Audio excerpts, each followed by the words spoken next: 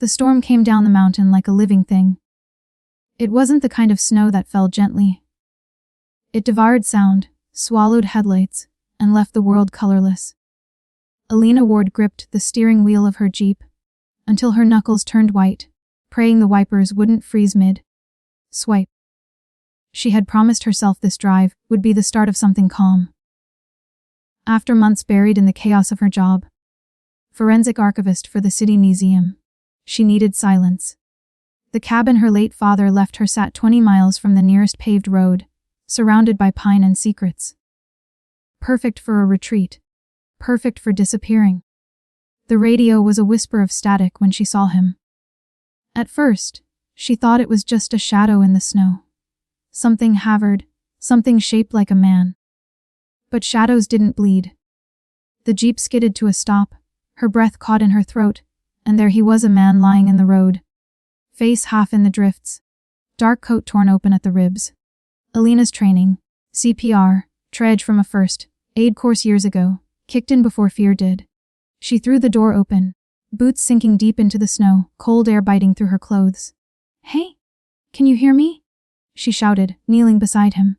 He moved, barely. A groan, low and raw, slipped through lips gone gray with cold. When she touched his shoulder, his body jerked. Reflex, pain, something animal. Then she saw the wound. A gunshot. High on the side, deep, still bleeding. "Jesus," she whispered. His eyes opened. Even through the blur of snow and blood, they were sharp, cold steel against her soft panic. "Don't call police." His voice was rough, but the command in it was unmistakable. Not a plea, an order. "I'm not leaving you out here," she said, voice trembling. "You'll die." He blinked once, slow, deliberate. Then drive. Something in her, logic, fear, maybe self-preservation, told her to run. But something else, something deeper, refused. Maybe it was the faint flicker of humanity behind the command, or maybe it was the blood soaking through her gloves. Either way, she found herself heaving his arm over her shoulders, dragging him inch by inch to the Jeep. By the time she got him inside, her hair was crusted with frost. The man leaned against the seat, half conscious, a trail of crimson on the upholstery. "Stay with me," she muttered, slamming the door and starting the engine. "Whoever you are, just stay alive until I can get you somewhere warm." He said nothing. His head rolled back, breath ragged. The drive up the mountain was a blur of spinning tires and whispered curses. When she finally reached the cabin, the snow had thickened into a wall of white. She half carried, half dragged him inside, kicking the door shut with her boot. The old wood stove was cold, but the cabin wasn't empty. Her father's tools, his books, and the lingering smell of cedar were exactly as she'd left them. Elena pulled him onto the worn couch and cut through the layers of his coat with a pair of scissors from the drawer.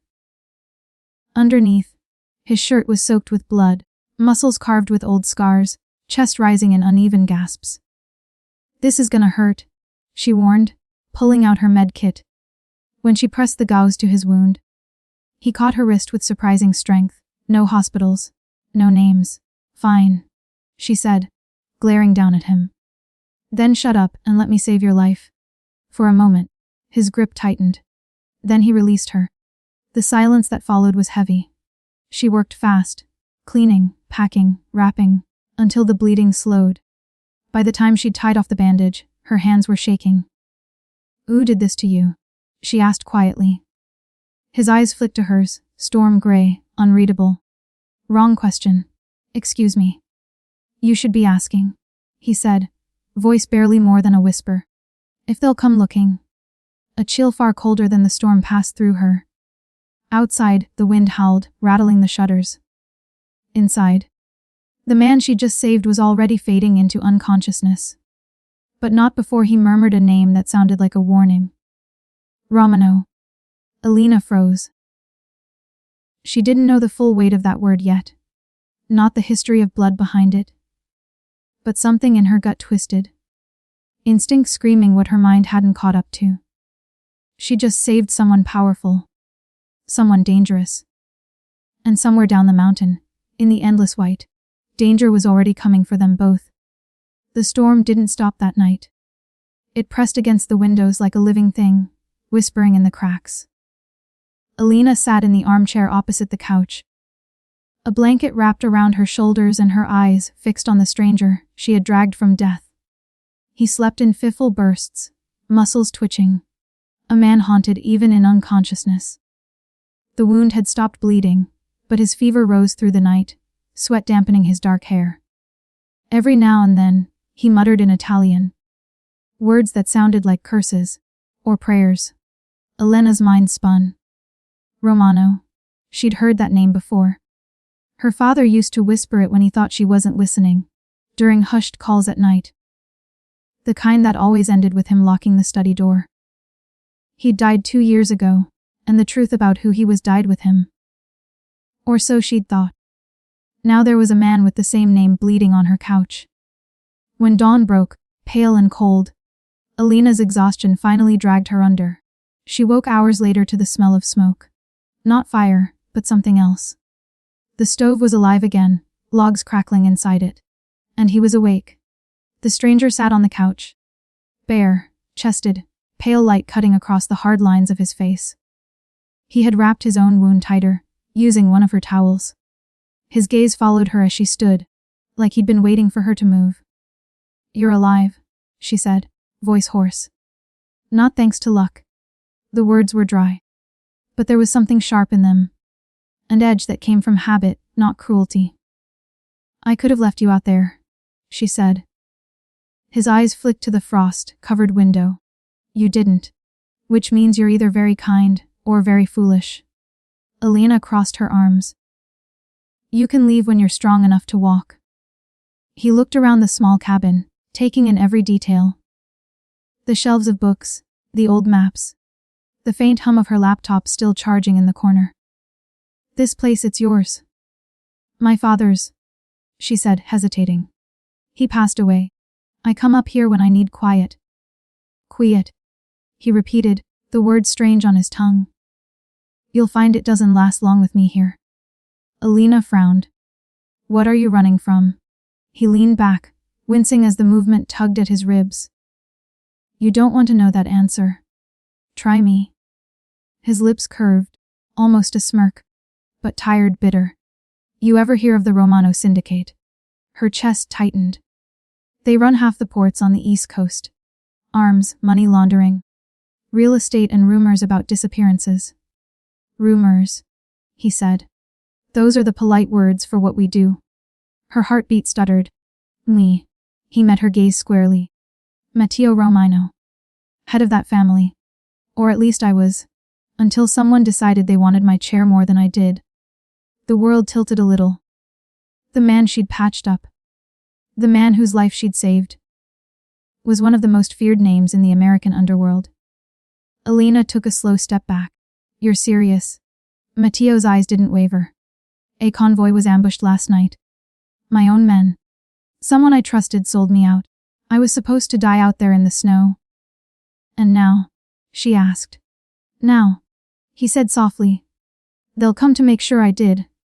The silence between them stretched, heavy and electric. Outside, the storm had calmed, leaving the world eerily still. Elena swallowed hard. If they find you here, they'll kill anyone who helped me. He finished. Which means you. The words hit like a physical blow. She looked toward the door, then back at him. Then leave. As soon as you can walk, get out. Something flickered in his expression. Not anger, not exactly. More like regret. You think I want to stay here? You think I drag someone else into this mess? Then don't. I can't leave yet. His jaw tightened. Not until I know who did this. Not until I finish it. Elena's mind raced. The logical thing would be to run. To pack what she could, hike down the mountain, and forget he ever existed. But logic had already lost the fight the moment she'd pulled him out of the snow. Instead, she said, you can barely stand. You're not going anywhere. He stared at her, measuring something in her face. You're not afraid of me. She hesitated. I'm not sure yet. Matteo gave a small, humorless laugh, the sound of a man who hadn't laughed in years. Then maybe you're braver than most. He leaned forward slightly, pain flickering behind his calm. You saved me, Elena. Whether you like it or not, that ties us together now. Tease us, she repeated, wary. In my world, he said, life debt doesn't vanish. You saved mine. So until I pay it, you're under my protection. I don't want your protection. He smiled faintly. Something dangerous in the curve of it. Doesn't matter. You have it. She glared at him, but inside, something she couldn't name stirred. Not trust, not attraction, but a strange, magnetic awareness. The kind that comes when a storm finds its echo. Outside, the snow had stopped, but the danger hadn't.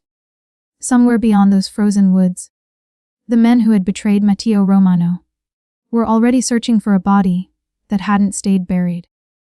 And Elena Ward, the woman who had dragged him back from death, had just become the only witness to a secret that the world's most dangerous people couldn't afford to let live. The storm had passed, but the silence it left behind was worse. Snow blanketed everything in clean white, hiding sins and tracks alike. For a few hours, the world outside the cabin seemed motionless. The kind of stillness that comes just before something breaks. Matteo slept again, fevered but alive. The color had crept back into his skin, though sweat still glistened on his temple. Elena had wrapped his wound twice more through the night, replacing the soaked bandage and trying to ignore the heat radiating from his skin. He wasn't an ordinary man, that much was clear. Everything about him was too controlled, even unconscious. The way his hand twitched toward where a weapon should be. The way his eyes opened just before she moved, as if he could feel danger in the air. She had questions. Dozens of them. But each time she looked at him, she hesitated. There was something in his eyes that made interrogation feel dangerous, like standing too close to a flame. By noon, the sun finally broke through the clouds. Elena stepped outside for the first time since the night she'd found him. The snow had settled thick across the pines, heavy and quiet. She breathed in the air, sharp and cold enough to sting her lungs. And that's when she saw it. Tire tracks. Not hers. She knew the pattern of her Jeep's tread. These were wider, deeper, new. Someone had been here. She crouched, brushing frost off the surface. 2 vehicles, maybe the marks weren't old, no more than a few hours. They hadn't come all the way up the narrow slope to the cabin. But they'd stopped not far down the road. Whoever they were, they'd gotten out and walked. Her heartbeat quickened. She scanned the tree line. For a moment, all she saw was white. Then, movement, a flicker between the pines, a shape shifting behind the bark. Someone was watching. Elena stepped back slowly, trying not to show panic. The air was too still, the silence too deliberate. Whoever they were close enough to see her. Maybe even close enough to see the faint trail of smoke, rising from the cabin's chimney. She turned, forcing herself not to run, and went back inside. The door slammed shut, her breath sharp and shallow. Matteo was awake. He sat upright on the couch, one hand pressed to his side, his eyes immediately locking on her face. What happened? There are tire tracks on the road, she said quickly. Not mine. Fresh ones. And I think, she swallowed hard. I think someone's out there. He didn't curse. Didn't even blink. Just reached for his coat. The one she'd cut through to stop his bleeding. And pulled a small handgun from an inside pocket. The metal caught the light like ice. You kept that? She asked, startled. He checked the chamber with the ease of routine. You think I'd come out here without a backup?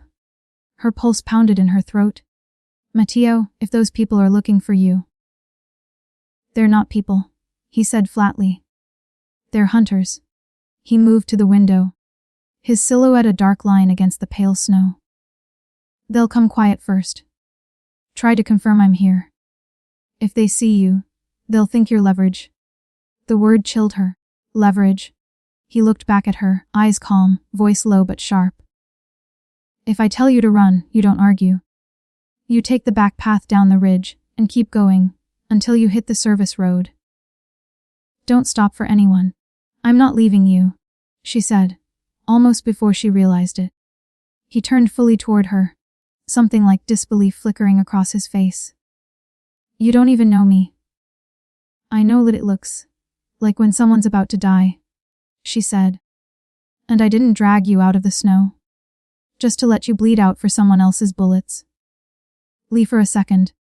Their eyes met, his cold calculation colliding with her quiet defiance. The air between them thickened, electric.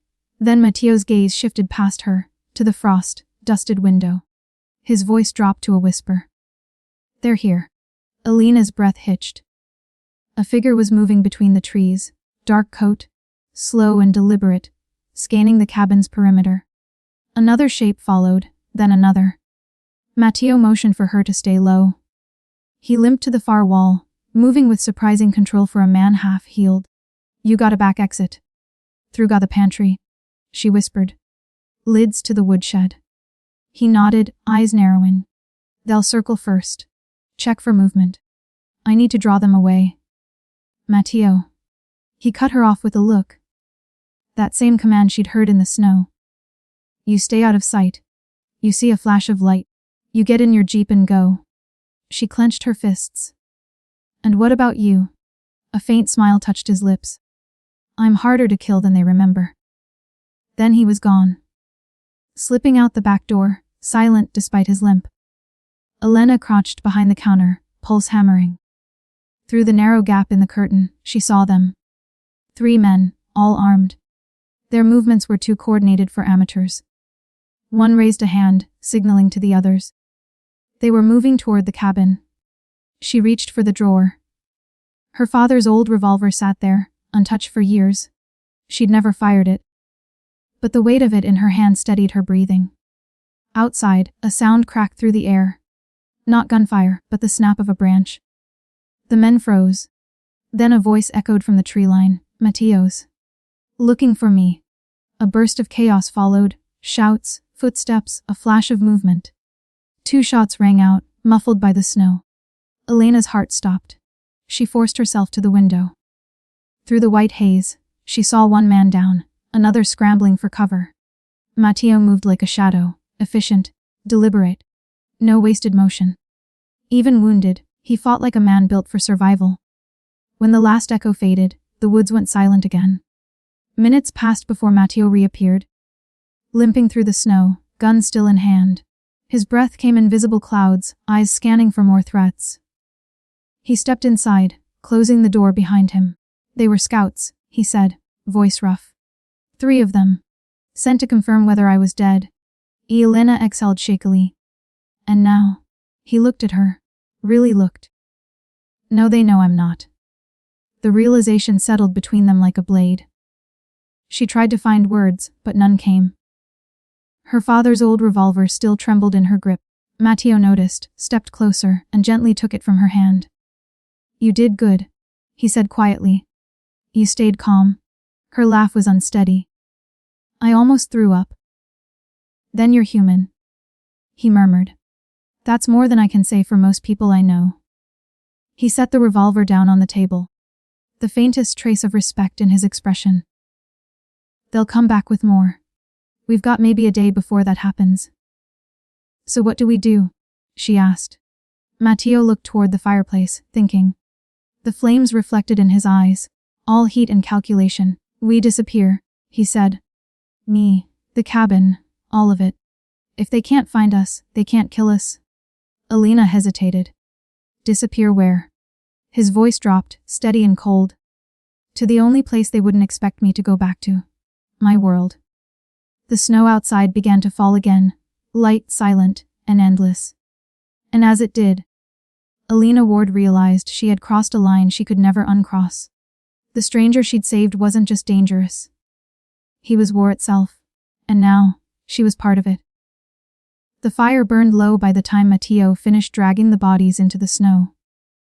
Elena didn't ask what he did with them. She didn't want to know. When he came back inside, he was quieter. His shirt clung to him, soaked with melted frost and blood. The sharp lines of his face looked harsher in the glow of the firelight. The silence between them carried too many questions. Elena broke it first. You killed them.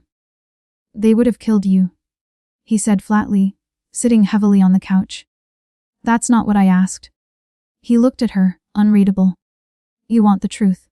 Less. I've killed more people than I can count, Matteo said. Sometimes to survive. Sometimes because that's the only language men like me understand. His voice was calm, not proud, not remorseful. Just factual.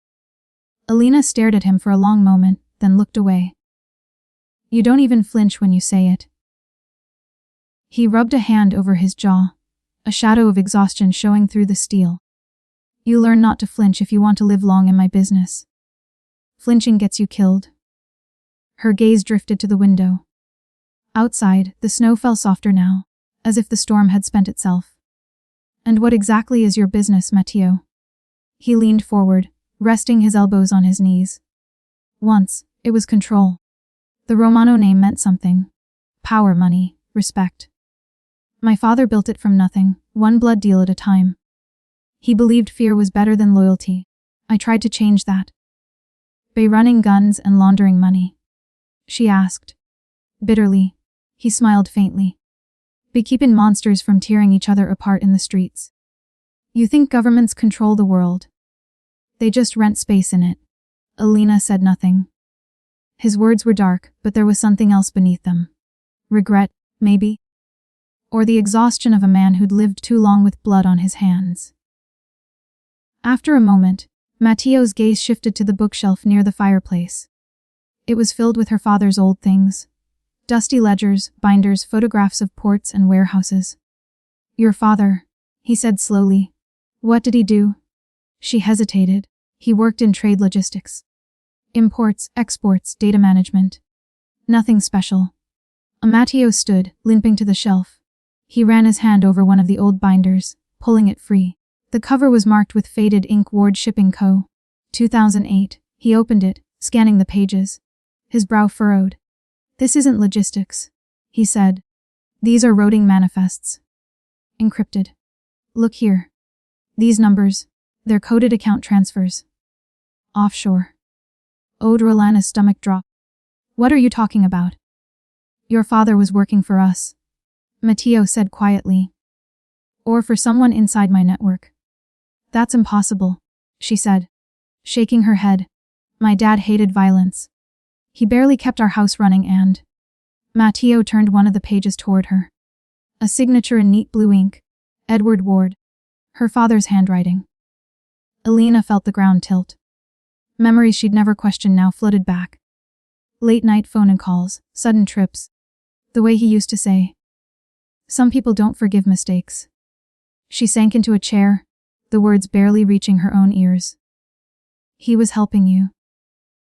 Matteo closed the binder and set it down gently. He was helping someone under my father's payroll. Could have been money laundering. Could have been data transport. But your father wasn't just some random logistics guy. He was part of something. Elena's pulse thudded in her ears. So what? This is my fault now. Matteo's expression softened, the faintest trace of empathy. No. You didn't choose any of this. Neither did he, probably. The Romano world, it doesn't let go of people easily. Once you're inside, you stay until you're buried. She stared at the fire, anger and confusion battling inside her. You're saying my father was involved with your family. And now you show up bleeding on my doorstep like it's fate. He didn't answer right away. The flames crackled softly between them. Maybe fate's got a cruel sense of humor, he said finally. Or maybe someone planned this. She looked up sharply. Planned it. The men who ambushed me, Matteo said, his tone shifting, colder, sharper. They knew the route I'd take. They knew my convoy's timing. The only thing they didn't expect was the storm. He paused, then added. And they knew enough about my habits to guess where I'd run if I lived. Elena frowned. You mean here? Your father's old records were connected to my world. Someone wanted me to end up here. Or wanted you to find me. That's insane, she said. But her voice wavered. Maybe, he admitted. But nothing about this feels like coincidence. The fire crackled louder, throwing restless shadows across the room. The air between them thickened. Not just with suspicion, but with something more human. Matteo leaned back against the wall, his breathing heavier now, his wound seeping through the towel again. She moved to him without thinking, tearing another strip from a clean sheet. "Sit still," she said softly. He obeyed, eyes half-lidded, jaw tight as she cleaned the wound. When her fingers brushed his skin, he flinched. Not from pain, but from something unfamiliar. "No one's done this for me in a long time," he murmured. "Done what?" "Helped." Without asking for anything, Elena hesitated. "Maybe that's because you don't let them." He looked at her then. Really looked. Not as an asset, or a witness, but as someone who didn't belong in the darkness he lived in. "You should have left me in that snow." She met his gaze steadily. "You're right. I should have." And neither of them moved. The storm outside was gone, but inside, the air was still charged, humming with something unnamed. Fear, tension, maybe the faint echo of trust. Finally Matteo spoke again. "We leave at dawn. I've got a contact near the city who owes me a favor. We can get answers." Elena's heart thudded. "You think I'm letting you stay here now that they know who you are?" "I didn't ask for this," she said. "Neither did I," he replied quietly. "But here we are." He looked toward the dying fire, the glow tracing the scars on his face. "We're in this together now, Elena Ward. Whether you want to be or not." Outside, the ashes from the night's storm drifted across the snow like falling dust. Gray, silent, endless. Inside, two lives that should have never crossed were now tethered by blood. Secrets, and a name burned deep into both their pasts. Romano. The morning came gray and brittle, with a sun that barely touched the snow. Elena hadn't slept. Matteo hadn't either. By the time the first faint light crept through the pines, the cabin no longer looked like a refuge. It looked like a target waiting to be found. Matteo stood by the door, dressed in what was left of his clothes. Black slacks, a thermal shirt she'd dug out of her father's old chest, and his coat, patched with duct tape. He moved stiffly, but his eyes were alert again. Predator eyes. Elena loaded what little she had into the jeep. A duffel bag of food, her father's binder, a first aid kit. The engine groaned but caught. Matteo scanned the woods one last time before climbing in beside her. "Where exactly are we going?" she asked, trying to sound steadier than she felt. "Ashbourne," he said, fastening his seatbelt with one hand. "It's a small industrial town near the river. There's a warehouse there, belonged to a man named Carlo Betrayal. He was loyal to me once. Was. He's not the forgiving type," Matteo said dryly. "But he owes me a debt. He'll talk." Elena put the jeep in gear. The tires crunched over snow and ice as they wound down the mountain road. The trees thinned, the sky widening above them. For a few minutes, it was almost peaceful. Then Matteo spoke again. "You should know something about your father." Her grip tightened on the wheel. "I don't want to hear more lies." "No lies," he said. "Truth hurts more, but it's cleaner." He looked out the window, his profile sharp against the pale light. "Edward Ward was smart. Too smart to work under my father without knowing what he was part of. He was part of a group that handled transfers. Money, data, information between families. They kept the machine running. But he started asking questions." "What kind of questions?" "The kind that get you killed," Matteo said. "He found something my father's partners wanted buried. Something connected to offshore accounts tied to military contracts. He disappeared from our records a year before your mother died. I thought he'd cut a deal to walk away." Elena's throat tightened. He didn't walk away. He just stopped talking. "He was scared all the time. I thought it was grief." Matteo's voice softened. "He probably was scared. And he had reason to be." They drove in silence for a while, the road winding through bare trees and half-frozen creeks. Elena tried to imagine her father sitting across from men like Matteo. Calm, composed, hiding terror behind small smiles. The thought made her chest ache. As they reached the highway, Matteo leaned back, watching the mirrors. You said they'll come after you? She said. How many are we talking about? Enough to make the news, he replied grimly. Vargas runs the Romano network now. He's methodical. Doesn't stop until everything's burned to ash. If he learns about you, about your father, your leverage, insurance. So what happens when we reach Ashbourne? I find out who sold me out, Matteo said. Then I take the network back. Elena glanced at him. And then what? You go back to being what you were before. His jaw tightened. There's no going back. I finish it, or I die doing it, the way he said it. Calm. Absolute. Sent a chill through her. Maybe you could just walk away, she said quietly. He gave her a sideways look, a flicker of something almost like amusement. You don't walk away from blood, Elena. You bury it or drown in it.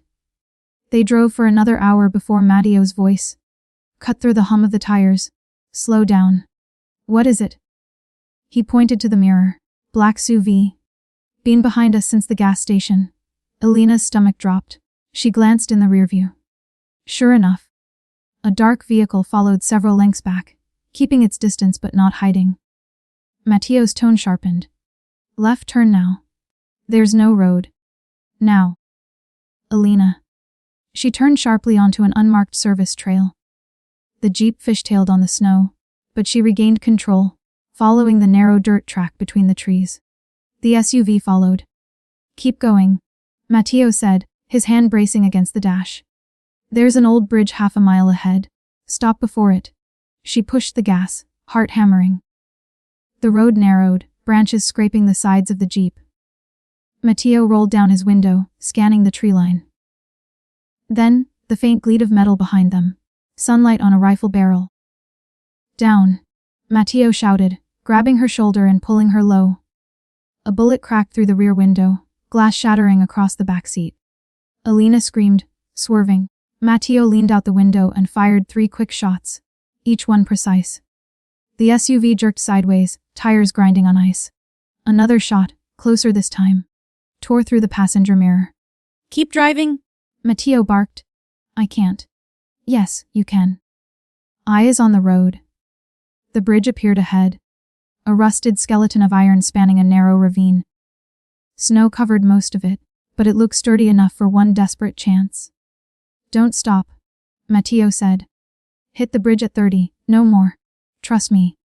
Elena's hands trembled, but she pressed the gas. The jeep thundered onto the bridge, tires slipping over the frozen boards. The SUV was seconds behind them. Now, Matteo shouted. He opened at the structure's lower beam and fired twice. Sparks flew. The shots didn't destroy the bridge, just loosened a rusted joint that had already been half eaten by winter. As the jeep reached the other side, a groaning crack echoed behind them.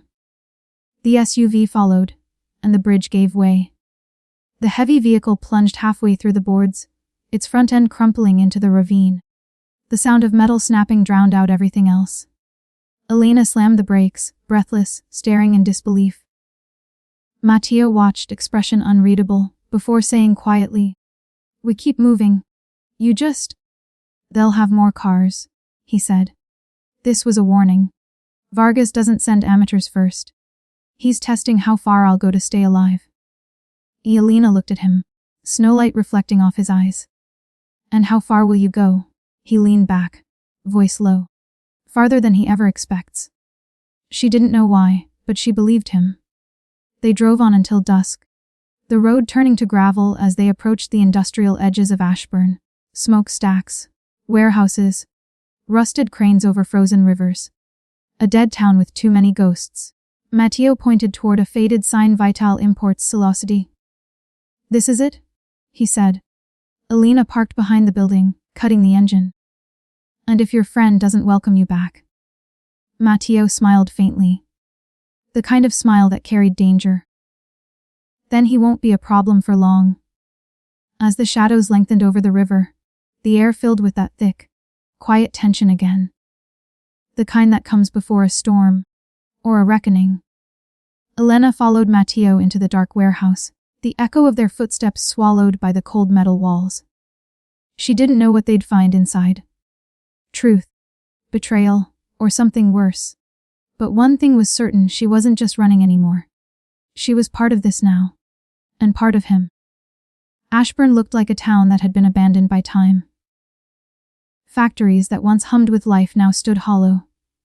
Windows cracked, the smell of rust and rain clinging to every surface. The snow here wasn't clean. It was gray, soaked with oil and ash from the old refineries along the river. Elena pulled her jacket tighter as she followed Matteo through the broken gate of the Betrayal Imports warehouse. The building loomed like a dead monument, its faded logo barely visible through grime and bullet holes. "You sure about this?" she asked quietly. "No," he said, "but I don't have better options." Inside, the air was thick with dust. Rows of empty shelves lined the floor, and the echo of their footsteps carried into the dark.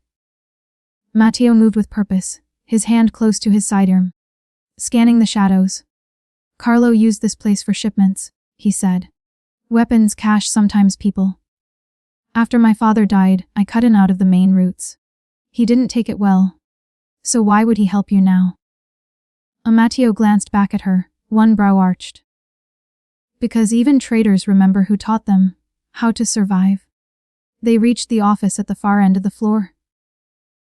A small glass enclosure overlooking the empty warehouse. The blinds were drawn, but a faint orange glow flickered behind them. Matteo raised a hand, motioning for silence. He stepped closer, then pushed the door open. A man sat inside. Older than Matteo by at least 20 years. He was thick around the middle, wearing a threadbare suit and smoking a cigar that barely masked the smell of decay. "Matteo Romano," the man said, leaning back in his chair with a slow grin. "No, that's a ghost I didn't expect to see again." Matteo didn't smile. "Carlo." Carlo Vital exhaled a plume of smoke, studying him. "Word is you were shot and left to freeze. Half the city's been celebrating. I suppose congratulations are in order. You just ruined a lot of people's parties." "I'm funny like that," Matteo said. "We need to talk." Carlo's gaze flicked to Elena. "And who's the girl?" "No one," Matteo said. Elena's jaw tightened. "Excuse me." "Someone who doesn't need to be in this conversation," he added without looking at her. But Carlo was already smiling wider. "She looks like someone who doesn't belong in your world, Matteo. Maybe that's why she's still alive." "Enough," Matteo said sharply. The room fell silent, tension crackling like a live wire. Carlo stubbed out his cigar, gesturing to the two chairs across from his desk. "Set then. But if you came here for forgiveness, you're in the wrong confessional." "I came for names," Matteo said, lowering himself into the seat opposite him. "You heard about the ambush?" Carlo's smirk faltered. "Of course. Half my men did. You think I was part of it? I think you know who was." The Carlo leaned back, eyes narrowing. "You're not in charge anymore, Romano. Vargas runs the board now. Men like me, we survive by picking the right side. You always were good at that," Matteo said coldly. Carlo laughed once, humorless. "You don't get it. Vargas isn't like your father. He's worse. He's patient. While you were busy trying to clean the family name, he was buying loyalty. He doesn't care about respect, just leverage. And right now, you don't have any. Then give me something to balance the scales." Carlo hesitated, drumming his fingers on the desk. "Maybe I could. But it won't come cheap." Matteo's expression didn't change. "You owe me." "Carlo, that was a long time ago," the older man said. "You saved my life, yes. But debts expire. Price expired." Elena shifted beside the door, watching the exchange like a chess match.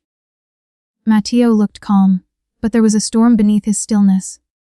The kind of coiled control that could explode without warning. Finally, Carlo sighed. "All right. You want to know who set you up? I'll tell you.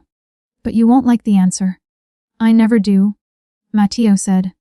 Carlo reached into a drawer, pulling out a small envelope. He slid it across the desk. "One of your own lieutenants."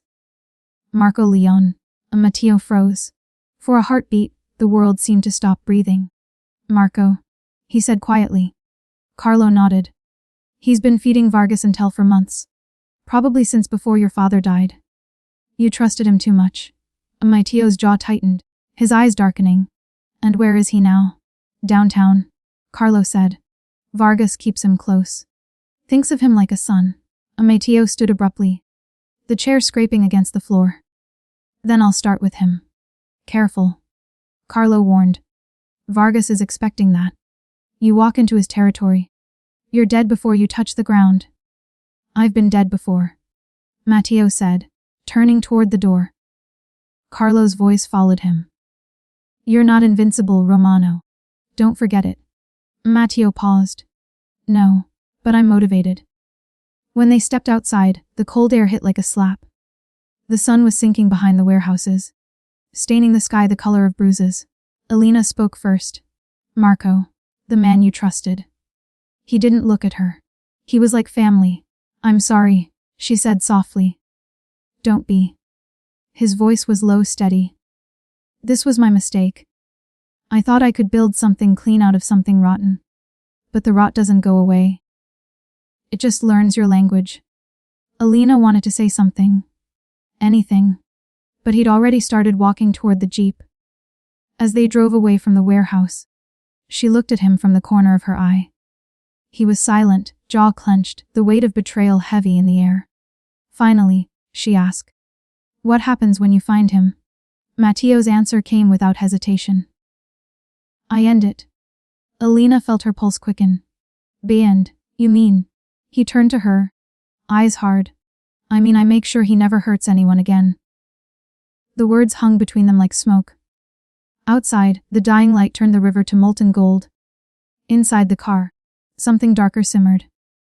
Vengeance, maybe, but something else too.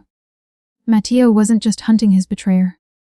He was hunting the part of himself that had believed he could still be saved.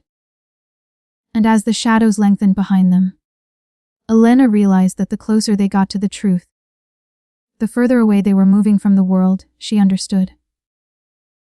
Ashbourne's skyline dissolved behind them, until only the gray sprawl of the river cities remained. The interstate lights came on one by one, cold sodium arcs hanging over cracked pavement. They followed the glow all the way to where the warehouses turned into tenements, and the tenements into alleys. Matteo knew this part of the city, the way a wolf knows his old territory, by scent, by memory, by scars. Marco's crew runs collections out of a club near the docks, he said. If Vargas's men are watching for me, they'll post lookouts on the back entrance. And Elena tightened her scarf. And we're walking right into that. He almost smiled. Not if they think we're already inside. They parked 3 blocks away, ditching the jeep behind a row of delivery vans. The street smelled of gasoline and wet concrete. Matteo's movements had changed.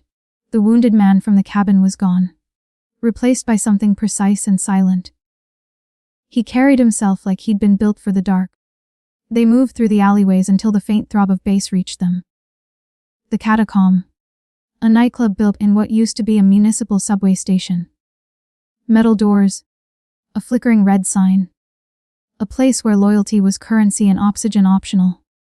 Inside, smoke curled around flashing lights. Matteo guided her through the crowd with a hand on her back, his palm warm even through her coat. She could feel the tension in his touch, half protection, half warning. At a side corridor, a man with slick hair and a pistol under his jacket stopped them. Recognition flashed across his face, and fear followed it. Matteo Romano, he said. We heard you were. Matteo finished. Rumors exaggerate. The man's hand twitched toward Eve faster. Grabbing the weapon, twisting the wrist, pressing the barrel to the man's ribs. Where's Marco Leone? In the vault rooms. The man stammered. Downstairs. He's expecting someone. Matteo's eyes narrowed. Who? Before the guard could answer, the music stopped. A pulse of feedback rolled through the speakers, followed by silence that made the hairs on Elena's neck rise. Then the lights cut out. Darkness. One heartbeat, too. Gunfire exploded from somewhere below. Matteo pulled her close. dragging her toward the emergency stairwell. Stay behind me. They descended into the under levels of the club. Narrow halls lit by flashing red emergency bulbs. The air smelled of cordite and fear. At the end of the corridor, the vault doors stood open, heavy steel bent inward, like something had forced its way through. Bodies littered the floor. 2 of them still moved, groaning. Matteo checked one pulse, then the other. Vargas's cleanup crew, he said grimly. They came for everyone. Elena's voice was barely audible. Then Marco's. Alive? Matteo interrupted, pointing to a figure slumped against a desk. For now. Marco Leone looked smaller than she'd expected. Thin, nervous, his once expensive suit torn. Blood smeared his shoulder. When he saw Matteo, his expression flickered between relief and terror. Matteo. Thank God. Matteo grabbed him by the collar and slammed him against the wall. You sold me out. Marco's breath hitched. It wasn't supposed to go like that. Vargas promised it'd be clean. No blood, just transition of power. You ambushed my convoy? Matteo hissed. You shot me. You left him for your driver. Marco coughed, panic spilling out of him. I swear, Vargas said. He just wanted to send a message. Matteo pressed the barrel of his pistol against Marco's chest. Message received. Elena stepped forward before she realized what she was doing. Stop. Both men turned toward her. Her pulse pounded, but she held Matteo's gaze. If you kill him now, you get nothing. No proof, no leverage. Isn't that what Vargas wants? To make you a monster again. The silence stretched. The red light flickered over Matteo's face, making him look half human, half shadow. Finally, he lowered the gun. You're right, he said quietly. Then to Marco. You're going to tell me everything. Every account, every safe house, every shipment Vargas controls. Marco nodded frantically. I can give you access codes. He never finished. A sharp crack echoed from the doorway. Marco jerked once and fell, a red bloom spreading across his shirt. Elena gasped. Matteo spun, firing twice into the dark. The shooter ducked back behind a pillar, returning fire. Concrete splintered around them. Go! Matteo shouted, pushing Elena toward the service corridor. They ran through twisting passages as bullets chased them. Matteo's limp had returned, but his grip on her hand was iron. They burst out into a loading bay at street level, breath ragged. A black sedan screeched to a halt in front of them. 2 men jumped out, Vargas's soldiers. Matteo fired first, dropping one. The second aimed at Elena. The world narrowed to sound and light. She felt the impact before she heard it, a shove that sent her sprawling. Matteo's body collided with hers, shielding her. The shooter fell seconds later, a bullet through his throat. When the echo faded, Matteo collapsed beside her, gasping. Blood seeped through his sleeve. You're hit, she cried. He shook his head, breath harsh. Just a graze. I'm fine. For a long moment, they just stared at each other in the flashing lights from the burning club. Somewhere behind them, sirens wailed. Too late, as always. Matteo's voice was low. He knew we'd come. Vargas wanted me here. This was the trap. Elena swallowed hard. Then what now? He looked at her tired, furious alive. No, we stop running. She helped him into the car. Adrenaline still trembling through her hands. As they sped away, the skyline behind them shimmered with the fire from the collapsing club. Matteo didn't look back. For the first time, Elena saw not the killer or the criminal, but the man wounded, betrayed, and somehow still choosing to protect instead of destroy. The city lights stretched ahead, endless and uncertain. Where are we going? She asked. Matteo's answer was quiet but absolute. To end this. Vargas thinks he's hunting a ghost. Let's show him what a ghost can do. Outside, the sirens grew faint. The road opened toward the heart of the city. A maze of secrets waiting to burn. By the time dawn thinned the smoke over the river, they had crossed half the city. Matteo's shoulder bled through the fresh bandage, but he refused to stop. The quiet between them wasn't peace. It was the kind of stillness that builds in the center of a storm. They pulled into the parking lot of a shuttered motel, on the edge of the old financial district. Matteo checked the mirrors twice before he spoke. This place used to belong to a man named Darius Holt, he said. He ran transport for my father, kept a few favors uncollected. He'll still be watching the cameras. Elena followed him inside. The lobby smelled of bleach and dust. Behind the desk, a man with a gray beard and a leather jacket looked up from a bank of security monitors. Recognition widened his eyes. Romano, he said. Hell must be empty. Matteo's mouth twitched. And you're still making jokes. Good to see you, Darius. The older man rose, scanning the room. Who's the girl? My reason for not killing half the city. Matteo said. We need a base. Quiet, secure. Darius studied them for a long moment, then nodded. Upstairs. Room 12. You've got a couple hours before the day shift comes sniffing. The room smelled of stale cigarettes, but it had curtains thick enough to block the light. Elena collapsed into the single chair, exhaustion finally catching up. Matteo stood by the window, unwrapping his blood-stained sleeve.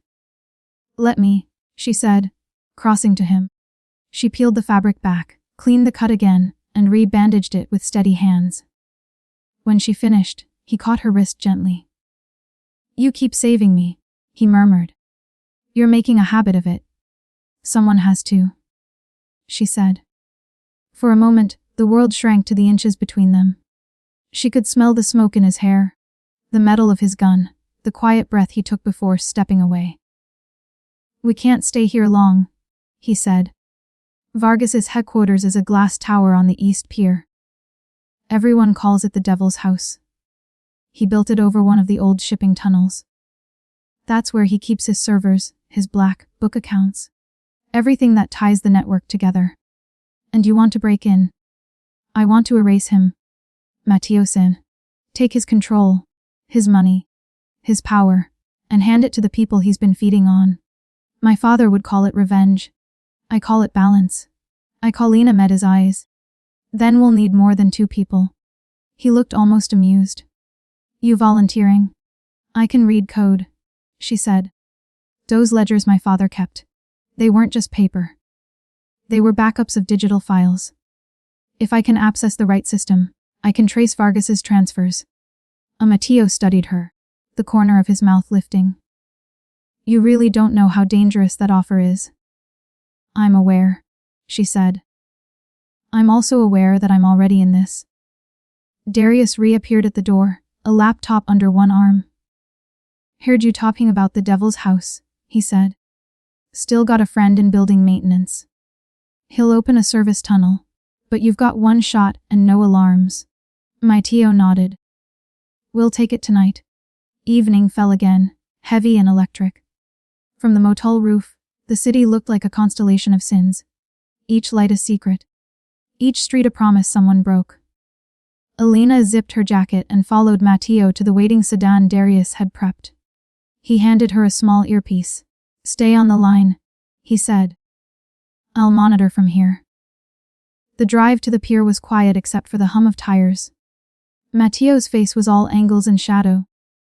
He looked less like a man and more like the weapon he'd been forced to become. They parked beneath the bridge. Matteo led her through a maintenance hatch into the old tunnel network. The air was damp and smelled of salt and rust. Far ahead, light pulsed from the security grid. Stay close, he whispered. She did.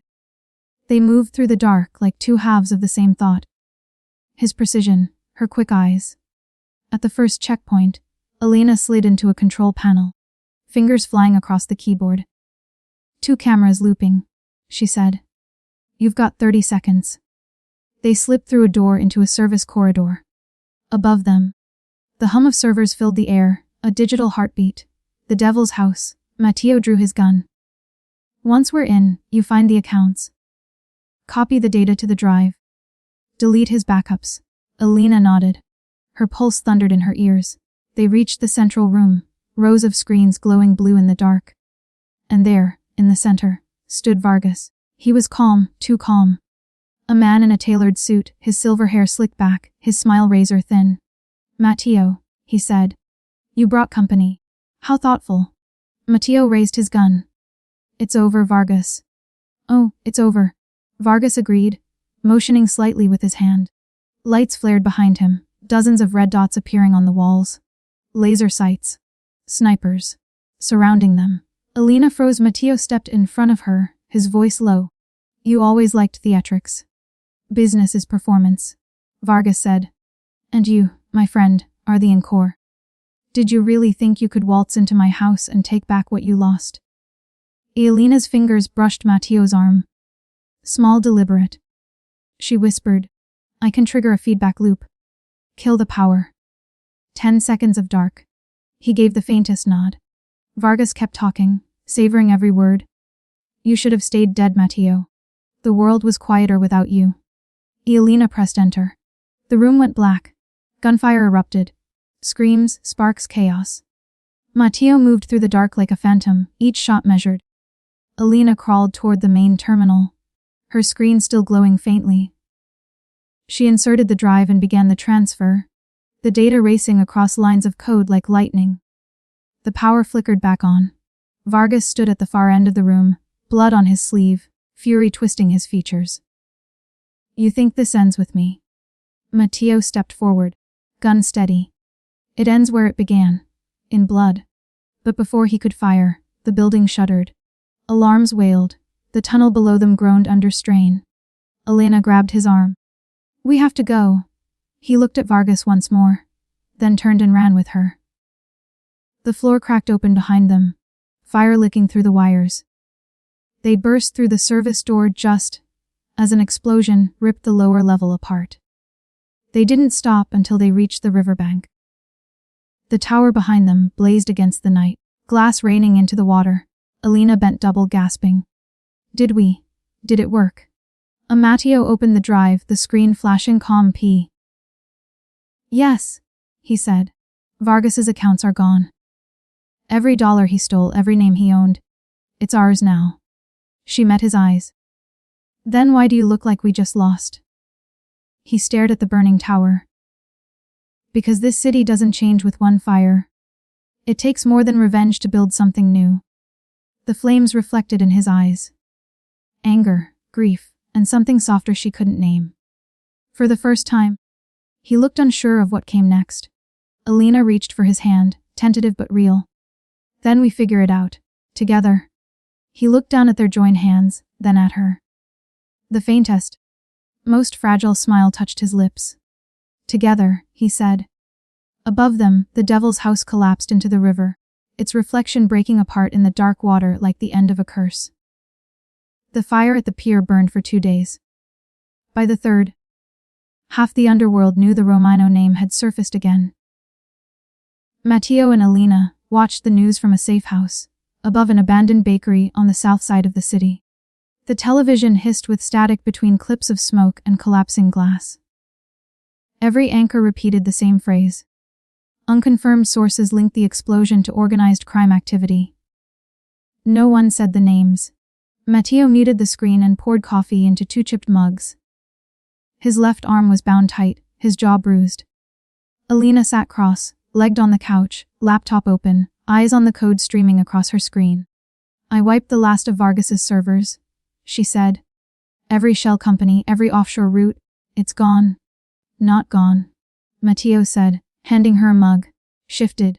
Men like Vargas never die with their money. They hide it in people. She glanced up. People. Politicians, judges. Anyone he owned. They'll crawl out of the ruins and look for a new flag to serve under. He gave a tired smile. Maybe mine. Elena took the coffee. And what will you do? Matteo stared at the city through the cracked window. The skyline glowed under morning fog, as if the whole place were trying to forget what had burned the night before. I don't know, he admitted. I used to think control was the point. Now I can't tell if I'm trying to rebuild something or bury it. She watched him for a moment, the weight of exhaustion carved into his face. He looked older than he had in the cabin, but somehow lighter too. The armor had cracks. You could disappear, she said. Use the money to start over somewhere no one knows your name. He turned toward her. You'd come with me. The question caught her off guard. That's not what I meant. But it's what I asked. Elena hesitated. I don't even know who I am in your world. Matteo, you're the only person who never wanted anything from me, he said quietly. That's reason enough. That silence that followed was almost gentle. Outside, snow began to fall again. Thin, hesitant flakes drifting through the gray. Darius's voice crackled through the radio on the table. You two still breathing? Barely. Matteo said. I've got chatter, Darius replied. Vargas survived the blast.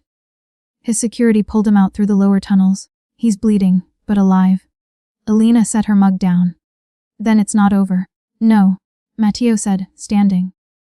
It's never over until the devil stops breathing. They moved that night.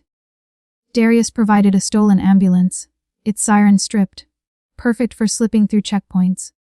Matteo drove, Elena navigated. The city blurred into a maze of bridges and cold air. Somewhere ahead, Vargas was trying to rebuild his empire from the ashes. They found the trail in a hospital database. Elena. Hackett, an unnamed patient admitted under heavy guard, multiple burns, gunshot wound to the leg. The address. A private clinic owned by a shell company once tied to the Romino network. He's there, Matteo said. Elena stared at the screen. If you go in, you'll have to finish it. There's no coming back. He looked at her, eyes dark but steady. Maybe that's the point. And she grabbed his hand before he could turn away. Don't trade one ghost for another, Matteo. You've already died once. He held her gaze. The moment stretched. Too long, too quiet, and then he said, if I don't end him, he'll never stop. Not with me. Not with you. Something inside her broke a little. Then I'm coming with you. He opened his mouth to argue, then closed it. Fine. But you stay behind me.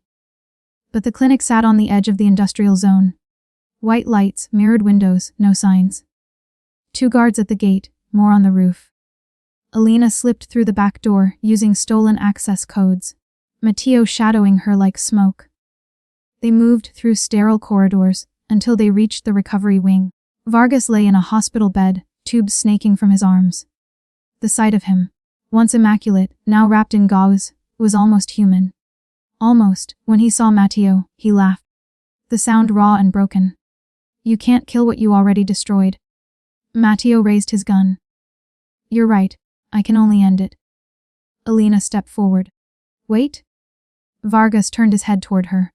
You must be the girl. The one who drags dead men out of the snow. Her stomach tightened. You know who I am. I knew your father, Vargas said. Smart man. Pity he tried to leave. Matteo's jaw clenched. You killed him. Vargas smiled. He killed himself the day he took Romano money. The room seemed to tilt. Matteo's finger tightened on the trigger, but Elena reached out, placing her hand over his.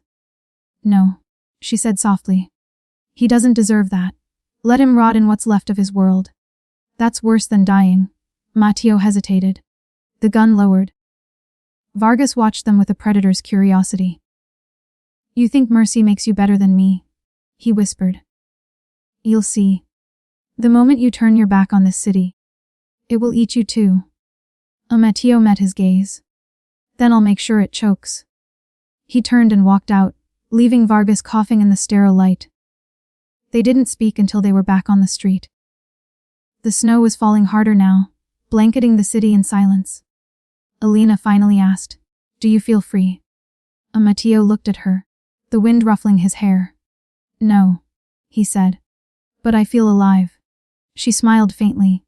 That's a start. He reached for her hand, lacing his fingers through hers. The gesture was simple, quiet, and more dangerous than any bullet they dodged. For the first time since the night she found him, Matteo Romano wasn't running toward death. He was walking toward something else. Something unknown, fragile, and real. And above them, the city kept burning its secrets into the falling snow. They left the city before sunrise. Darius handed them new IDs and a set of unmarked passports, in the back lot of a diner off the highway. The smell of frying oil and truck stop coffee hung in the air. You've got maybe 48 hours before anyone connects the clinic to you, he said. Head west. Lay low and for God's sake stay off the grid. Matteo nodded. If Vargas survives that long, he'll come for me.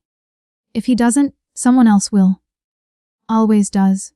Darius said, pressing the keys of an old pickup into his palm. Good luck, Ghost. They drove until the skyline was a memory in the rearview mirror. The highway stretched through farmland, flat and empty. Elena watched the miles slide by. The weight of silence heavier than the night before. Finally she said, You didn't kill him. Matteo kept his eyes on the road. You were right. Killing him would have been easy. Letting him live means he has to face everything he built. You think that's mercy? He shook his head. No. It's justice of a different kind. They reached a small town called Calder's Ridge by afternoon. A place of rusted water towers and quiet porches. They found a cabin on the outskirts, rented under the name Michael and Aaron Russo. It wasn't much, but it had a roof, a stove and distance. For the first few days, they lived like ghosts pretending to be human. Matteo chopped wood with one arm in a sling. Elena repaired the cabin's ancient generator and cooked canned food. The television stayed off. The phone lines remained unplugged. It was the closest either of them had ever come to peace, and neither knew what to do with it. At night, the silence outside was so complete that Elena could hear his breathing in the next room. Sometimes he dreamed, restless, low murmurs in Italian. Once, she heard her own name tangled in the words and didn't know if that terrified or comforted her. On the 5th morning, Matteo found her on the porch, watching fog drift over the valley. You're thinking about leaving, he said. She didn't deny it. I keep wondering if I'm just another ghost in your story. He leaned against the rail beside her. You're the first thing that's felt real in years. Elena looked at him. The hard lines of his face had softened in the cold light. He looked more like a man than a myth now. You don't know how to stop fighting, do you? He smiled faintly. And you don't know how to stop fixing things that are broken. They stood in silence for a while, the fog curling around them. Then he said, You asked me once what I'd do if I could start over. I think this, just this. No guns, no empire. Just a place where I can wake up and not wonder who's coming for me. And what about me? She asked. Matteo turned, eyes steady. You stay because you choose to, not because you have to. The door's open, Elena. She took a slow breath. The thing is, I don't want to walk through it. Something flickered in his eyes. A mix of relief and fear. He reached for her hand, rough fingers brushing against hers. Then pulled back as if remembering who he was. Be careful with that choice, he said quietly. Everything close to me ends up bleeding. I already have, she said. They built a rhythm after that. Days spent repairing the cabin, nights trading pieces of their histories. She told him about her father, how he used to collect stamps, how he would hum old jazz records while he cooked.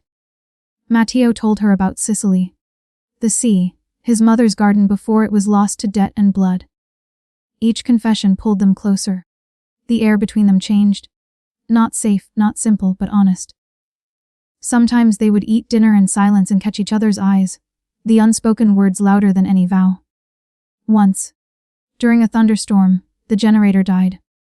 They sat in the dark, the only light from a candle between them. The storm cracked against the roof. Outside, rain washed the last of the snow away.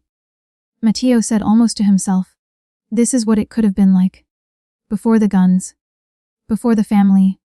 Elena reached across the table and took his hand. It still can. He looked at their joined hands, then at her.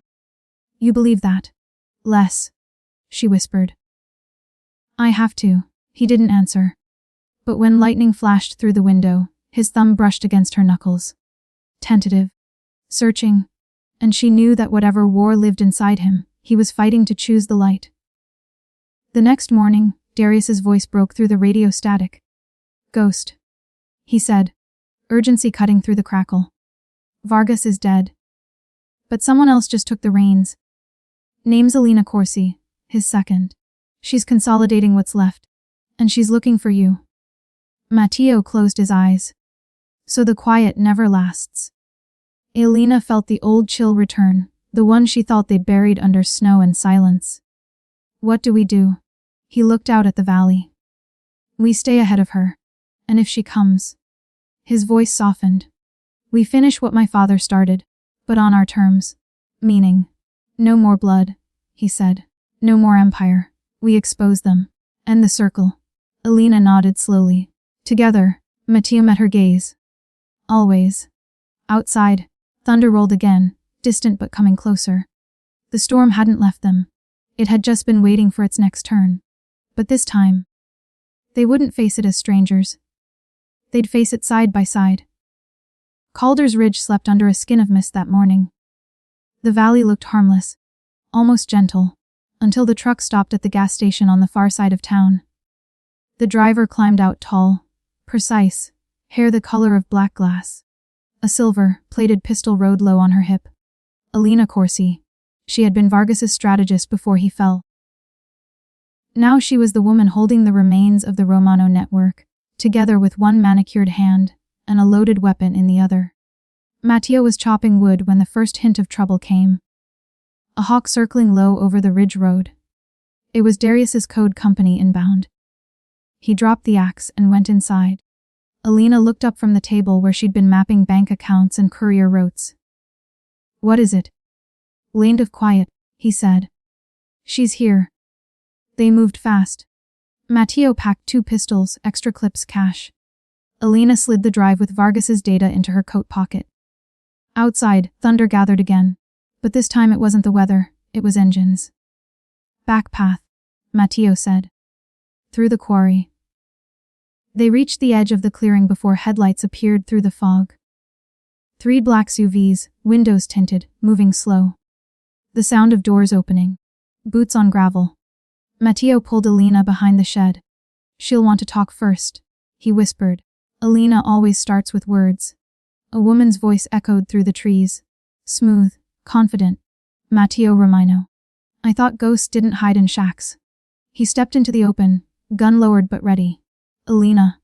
She smiled. You always did underestimate me. Vargas burned. And you ran off to play house with your savior. Romantic, really. Her gaze slid to Elena, standing a few steps behind him. So this is the girl who melted the ice prince. I expected more. Elena met her stare. And I expected less. Elena's laugh was like glass breaking. Sharp tongue. You'll lose it if you're not careful.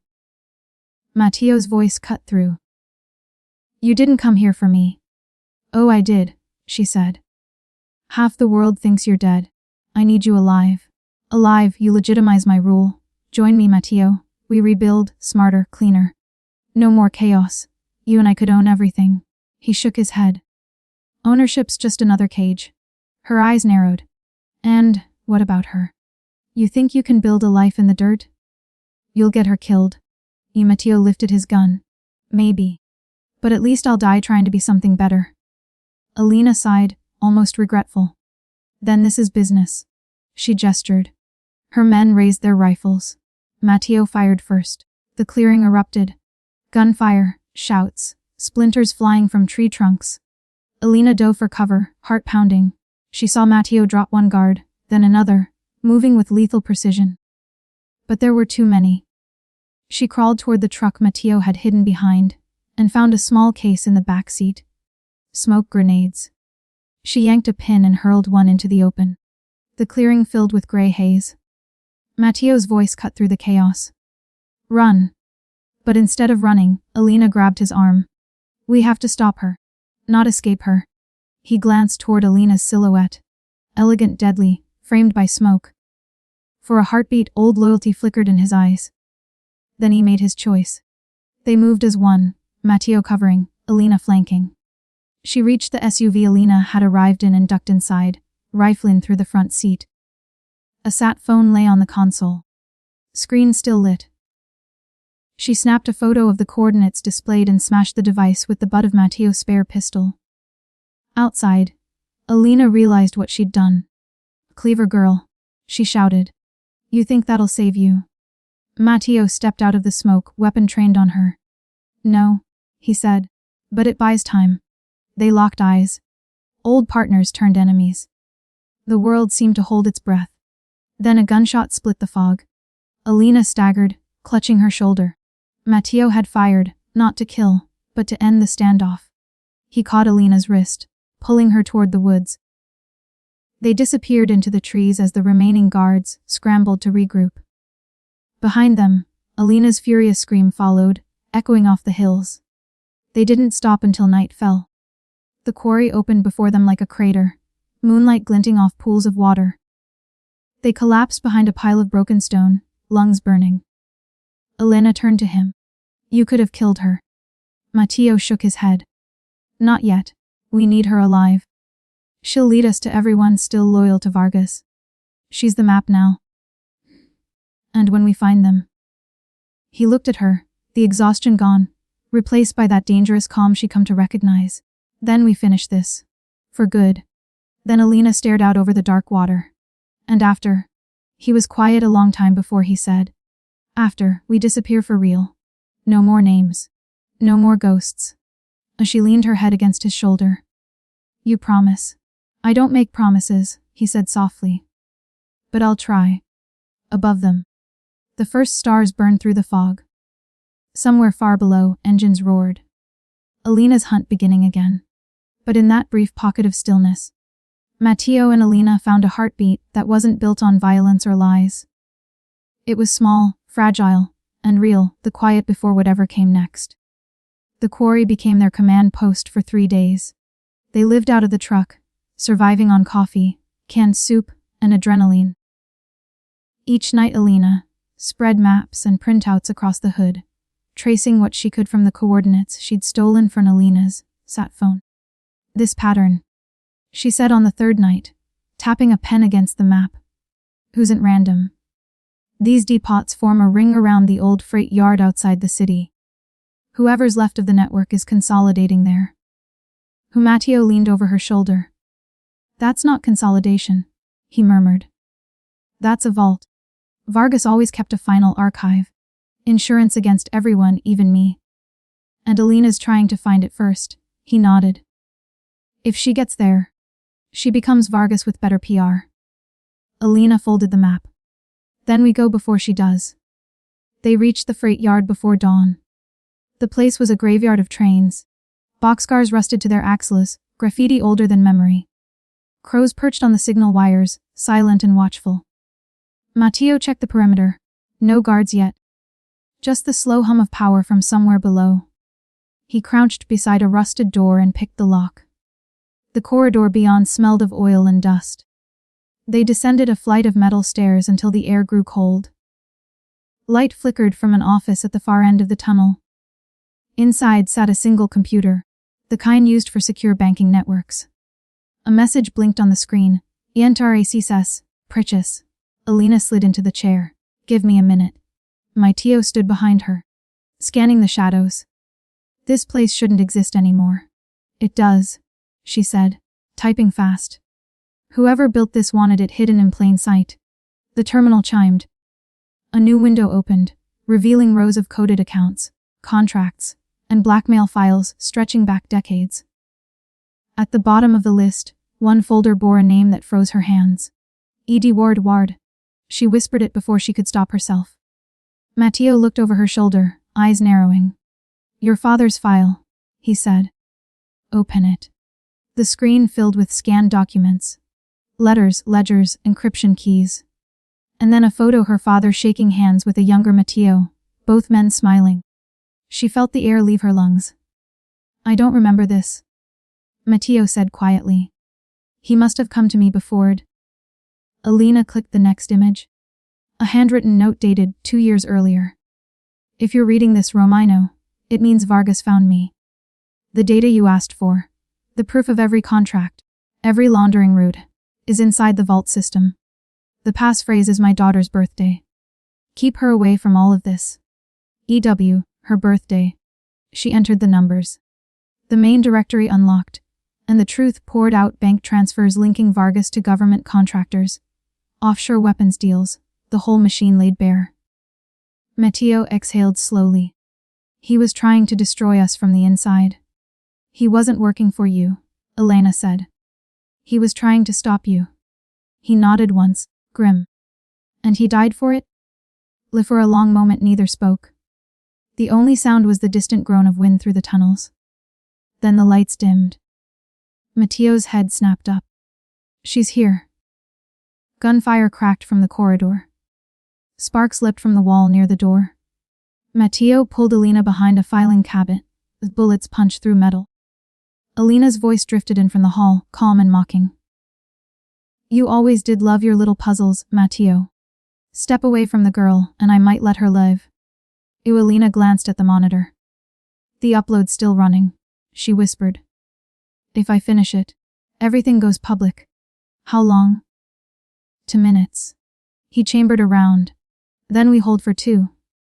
The fight was chaos, shadows and muzzle flashes, concrete shattering, the sharp smell of gunpowder. Matteo fired short, controlled bursts, driving Elena's team back. Elena stayed low, counting seconds by heartbeats. When the screen flashed UPLOA Comlo EE, she yanked the drive and turned to Matteo. It's done. He grabbed her hand. Move! They sprinted down the tunnel toward the service exit. Behind them, Elena's furious shout echoed. You think you can erase me with a keystroke? Matteo glanced back, fired one last shot at the fuel barrels stacked near the door. The explosion rolled through the tunnel, a thunderclap of fire and smoke that swallowed Elena's voice. They burst into the open air as the freight yard erupted behind them. The dawn sky flared orange, then settled into ash. They didn't stop until they reached the ridge road again. The truck's engine ticked as it cooled. Elena sat against the door, shaking, her hands streaked with soot. It's all out there now, she said. Every file, every name. They can't hide her. Looked at her, tired, covered in smoke, but alive. Your father did it, he said softly. He finished the job through you. She met his eyes.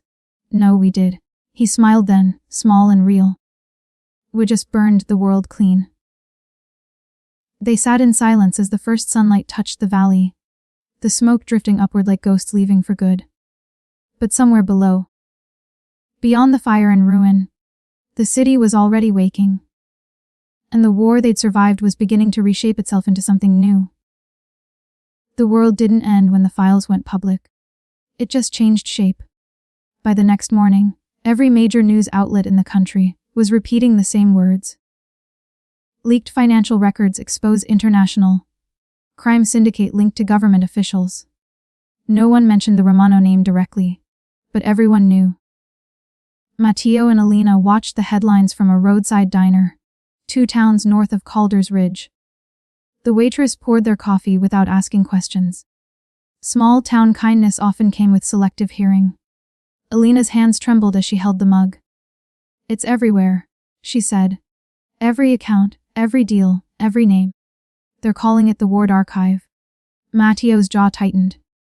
Your father would have liked that. But this makes us targets. I know, she said softly. But it also means they can't rebuild.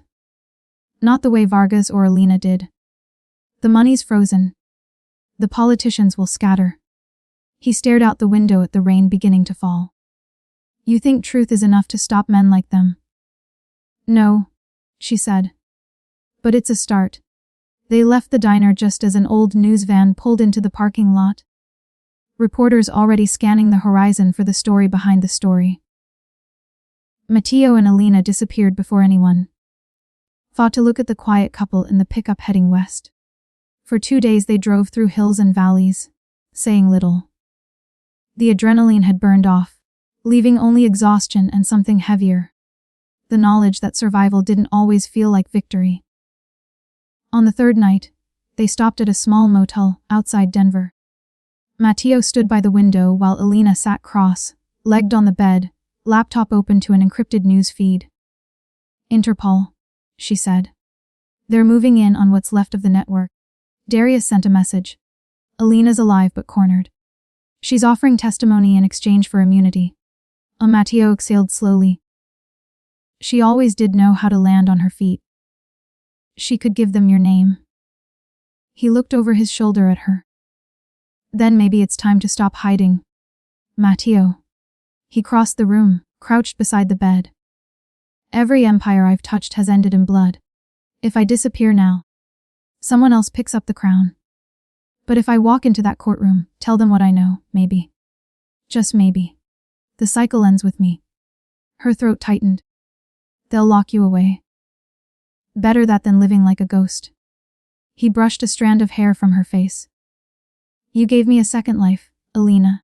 I won't waste it. She caught his hand. Then I'm going with you. He shook his head. No. You're free now. Take the new name, the passport. Start over somewhere quiet. The tears pricked her eyes. You think freedom means anything if I lose you? Torn between hesitated, and what passed for hope. You deserve more than a man learning how to be human. And you deserve someone who reminds you you can be. The silence that followed said the rest. Outside, thunder rolled again, soft and distant. They reached New York 2 days later. The city looked different now, tense, uncertain. Federal agents and journalists swarmed the courthouses. Names from the leaks were being arrested daily. Matteo walked into the federal building wearing a plain gray coat. Elena was beside him, chin high. Cameras flashed. Voices shouted questions neither of them answered. Inside, an agent escorted them to a windowless room. Darius was already waiting, wearing a suit that didn't quite fit and a tired grin. Took you long enough, he said. They'll hear you tomorrow morning. Once you testify, it's done. Matteo nodded. I'm done too, Darius said. Time to let the world spin without us. He left them alone. Elena sat beside Matteo, folding her hands together, scared. He smiled faintly. Always. But not of them. The hearing was closed to the public. Agents recorded every word. Matteo laid out the network from its roots. How his father built it. How Vargas twisted it. How greed turned into rot. He gave them the names, the accounts, the locations of what little remained. When it was over, the prosecutor asked the final question. Mr. Romano. Do you have any last statement before sentencing? Matteo looked toward the single viewing window where Elena watched. I was born into a world that believed power was everything, he said. But power without mercy is just fear wearing a suit. I took lives. I broke things that can't be fixed. If there's anything left of me worth saving, it's because one person refused to walk away when she should have. The room was silent except for the stenographer's keys. That night, Elena waited outside the courthouse. The sky was clearing, the air cold enough to bite. When the doors finally opened, Matteo stepped out between two agents. They let him pause before the car. She walked to him, ignoring the cameras. How long? She whispered. 5 years, maybe less, he said. Protected custody until the trials are done. She nodded, tears slipping down her cheeks. I'll wait. He touched her face, gentle. Don't wait for me to come back. Wait for the world to be clean enough for both of us. She smiled through the tears. Then I'll make sure it is. The agents led him away. The car door shut. For a moment, their eyes met through the glass. The ghost and the girl who saved him. Then the car pulled into the night. Weeks passed. The leaks tore through every circle of power. Senators resigned.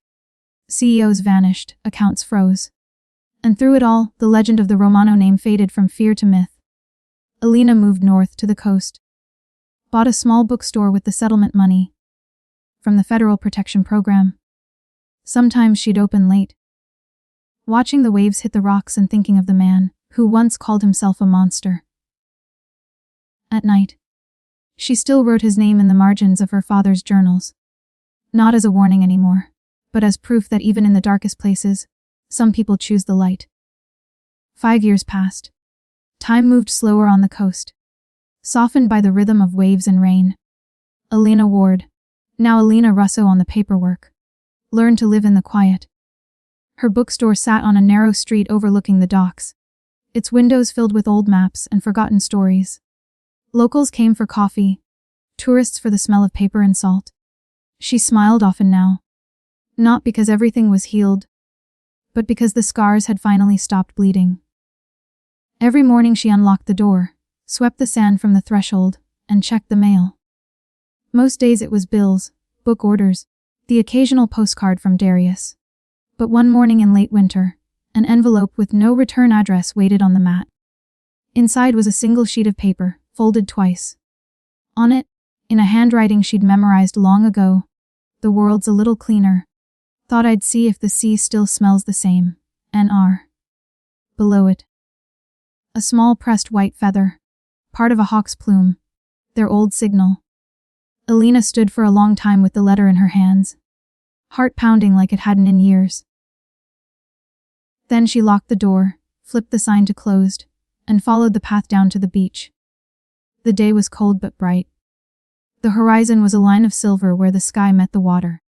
She walked past the old pier until she reached the weather-beaten benches overlooking the tide. He was there. Matteo Romano. Older, leaner, his hair threaded with gray, but unmistakably him. He wore a simple coat, no bodyguards, no shadow of the man the world once feared. When he saw her, he smiled, almost shy. "You got my letter," he said. She nodded, unable to trust her voice. "I didn't think you'd come," he added. "Didn't want to break whatever peace you'd found." Elena stepped closer. "Peace isn't peace if you have to hide from it." He let out a quiet laugh, the sound rough but warm. "You always were better at the hard truths." For a moment they just looked at each other, measuring the years. The distance between them had been filled with courtrooms, headlines, and waiting. He had served his sentence quietly, testifying until the last of the old families collapsed. When he was finally released, the world barely noticed. The ghost had done his work and vanished. Now he stood on her shore, unarmed and uncertain. Elena reached out, brushed her fingers along his sleeve. "You stayed alive," she said softly. He covered her hand with his. "Because you made it mean something." They stood like that while the gulls wheeled overhead, the surf whispering against the sand. There was no grand music, no crowd. Just two people who had finally outrun their past. "I kept the bookstore running," she said. "There's a room upstairs. It's small, but it has a view of the sea." Matteo smiled. "Sounds like more than I deserve." "It's exactly what you deserve," she said. "Stay." The word hung between them, simple and impossible. He looked out over the water, then back at her. "I don't know how to be anything else anymore." "Then learn," she whispered. He nodded, and for the first time since she had dragged him out of the snow, Matteo Romano let the world around him be still. That evening, they sat on the bookstore's balcony with 2 mugs of coffee, and the tide rolling in below. The lights of the harbor flickered on one by one. "What now?" she asked. Matteo looked at the horizon. "We rebuild but smaller. No empires. Just things worth keeping." She smiled. "Books and coffee. Peace in you," he said. The words weren't poetry, but they were true. She leaned against him, the warmth of his shoulder steady beneath her cheek. The past was still there. Always would be. But it no longer ruled them. It was part of the story, not the ending. Somewhere in the distance, a ship's horn echoed over the water, long and low. A sound like farewell and beginning all at once. Elena closed her eyes and whispered, "Welcome home, Matteo." He didn't answer, just laced his fingers with hers and watched the last light fade. For the first time in either of their lives, forever didn't sound like a promise broken. It sounded like a life earned.